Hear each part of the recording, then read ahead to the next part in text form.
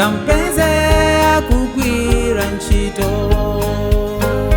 Yesu popita anati siyira mawu, wodala ni kapolo amene tampeze akugwira ntchito.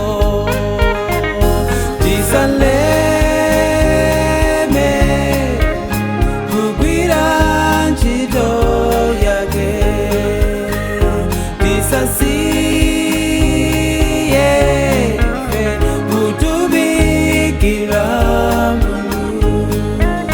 Tigwire mokomerane mtima watu wonse, tigwire mosangalala populumutsa myoyo.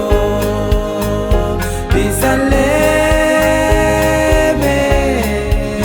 kugwira ntchito yake,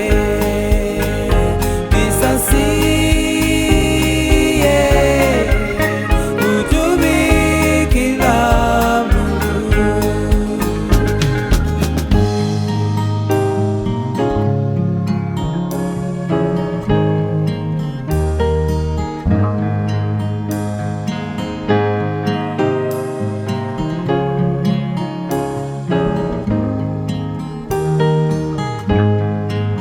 Chuma ndi mphamvu zakozo zintumikire Yesu, zanziko ndizotsala mbalewe, satope ndi ntchito yake.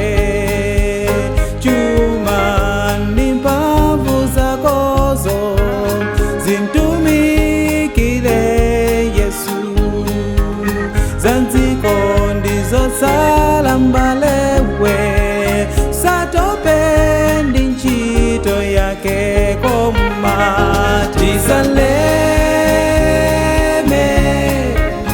kugwira ntchito yake, tisasiye